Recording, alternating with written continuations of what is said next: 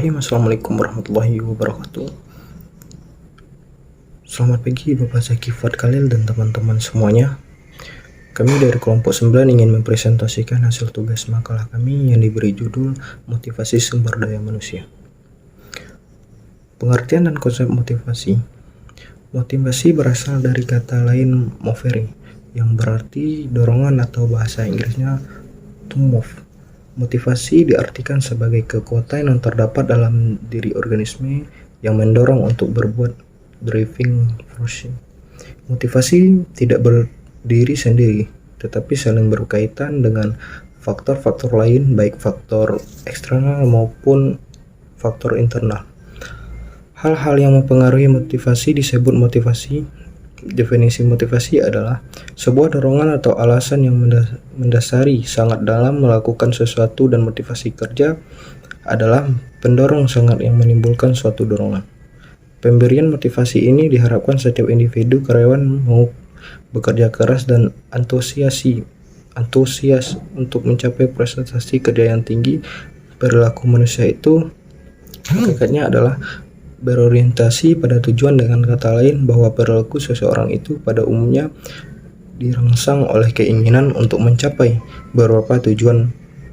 Motivasi kadang-kadang istilah ini dipakai silih berganti dengan istilah-istilah lainnya, seperti misalnya kebutuhan, keinginan, dorongan, semangat, atau impuls.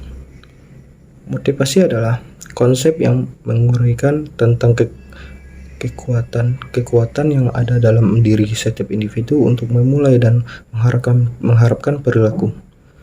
Konsep-konsep ini digunakan untuk menjelaskan perbedaan dalam intensitas perilaku, di mana perilaku yang bersemangat adalah hasil dari tingkat motivasi yang kuat. Selain itu, konsep motivasi digunakan untuk menunjukkan arah-arah perilaku.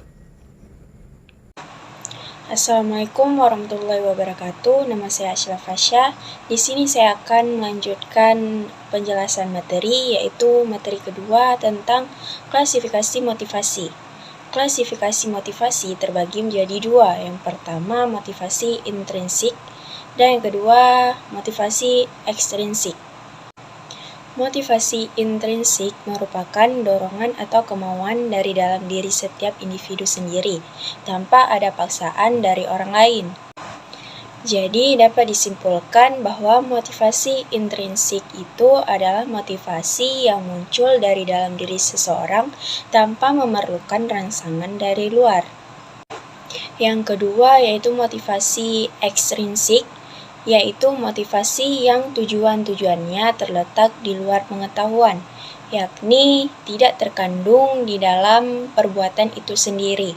Atau dapat dikatakan motivasi ekstrinsik adalah motivasi yang timbul akibat pengetahuan di luar individu, apakah karena adanya ajakan, suruhan, atau paksaan dari orang lain, sehingga dengan keadaan demikian seseorang mau melakukan sesuatu.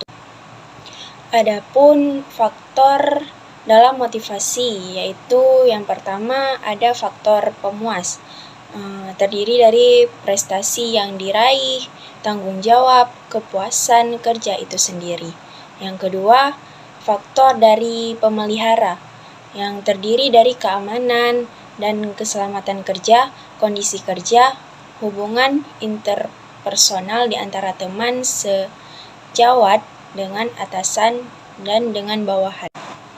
Baiklah, hanya itu materi yang dapat saya jelaskan. Materi selanjutnya akan dijelaskan oleh teman saya. Sekian, terima kasih.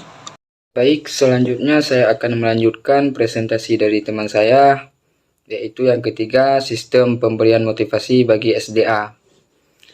Sumber daya manusia atau singkatan dari SDM memegang peranan penting dalam suatu organisasi.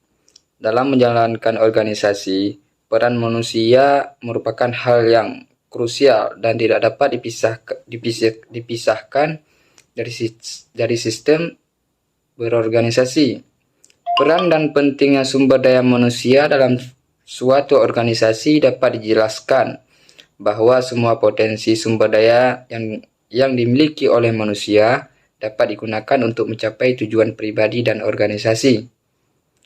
Pemanfaatan SDM yang efektif merupakan cara organisasi untuk mempertahankan dan mengembangkan berjalannya sebuah organisasi di masa depan. Seluruh sumber daya manusia dari berbagai tingkatan menjadi kekuatan pendukung sebuah organisasi. Pengembangan dan pengelolaan yang optimal terhadap kinerja organisasi merupakan suatu aset berharga dan harus dikembangkan, tentunya setiap kemampuan. Selain itu, organisasi juga membutuhkan orang yang mau giat bekerja dan memiliki motivasi untuk mencapai hasil kerja yang optimal. Adapun beberapa pendorong keterlibatan pegawai untuk meningkatkan motivasi pegawai agar kinerjanya meningkat, yaitu yang pertama, adanya kompensasi yang baik dan dapat memenuhi kebutuhan dasar pegawai.